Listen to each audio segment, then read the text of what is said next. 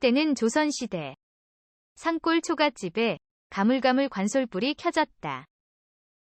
방과 부엌 사이 흙벽을 뚫어 그 사이에 관솔불을 켜니 방과 부엌이 동시에 밝아졌다. 희미한 등불 아래 저녁상이 차려졌다. 이상한 것은 식구는 셋뿐인데 밥그릇은 넷이요, 수저도 넷이다.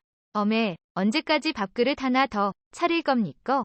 너거 아버지 올 때까지. 아버지 집 떠난 지 18년이 됐습니다. 돌아가시지 않았다면 티끌만한 소식이라도 있을 낀데. 시끄럽다. 어머니가 말을 잘랐다. 저녁상을 치우고 나자 어머니는 관솔불 아래서 바느질 바구니를 펼쳤고 18살 아들은 윗방으로 갔다.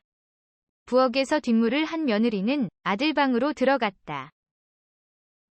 안방과 아들 방 사이 칸막이가 있고 셋문이 달렸다지만 부엌 아궁이에서 불을 떼면 불김은 안방을 지나 아들 방으로 가니 두 방이라기보다는 같은 방에 칸막이를 쳤다는 표현이 맞지 싶다. 혼례를 올린 아들 칠석이 이 선선한 가을밤에 얌전하게 잘 리가 없다. 아랫방의 어머니는 솜으로 귀를 막고 장화옥년전을 소리 높여 읽어보고 회신곡도 뽑아보지만 지척에서 아들과 며느리가 내는 절구 소리를 막을 길이 없었다. 어머니는 바늘로 허벅지를 찔렀다. 방울방울 피가 맺혔다. 17의 시집와 이듬해 아들 칠석이를 낳았으니 어머니 홍씨 나이 이제 겨우 36. 칠석이 아버지 박서방은 소백산 자락. 이 초가집에 살면서 10만이들이 캔 산삼을 모아 이 고을 저 고을 돌아다니는 보부상이었다. 18년 전 칠석이를 뱃속에 품고 있을 때 박서방은 산 너머 10만이 최씨가 캔 백년근 12뿌리를 팔러나가 아직 돌아오지 않았다. 최씨는 착한 사람이다.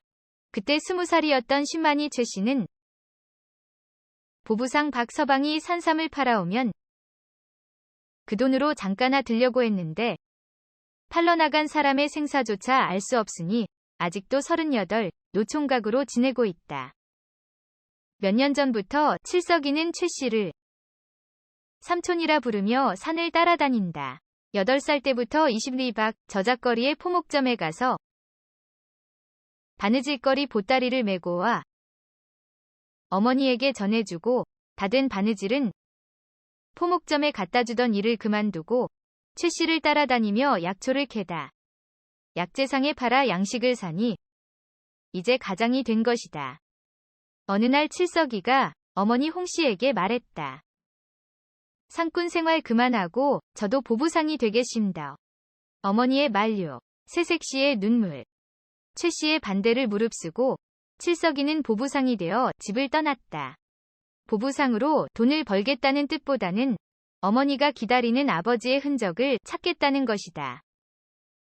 어머니 방 횃대엔 철 따라 옷이 주렁주렁 걸렸다. 며느리가 물었다. 어머님, 저 많은 옷은 너희 시아버지 돌아오면 입힐 옷이다. 옷뿐만이 아니다. 토끼털로 만든 모자, 족제비털로 만든 토시, 산돼지 가죽 신발. 추나추동이 바뀌었다. 며느리가 떡두꺼비 같은 아들을 낳고 한 달쯤 지났을 때 1년여 만에 칠석이가 돌아왔다. 그는 오만상을 찌푸리고 한숨만 쉬었다.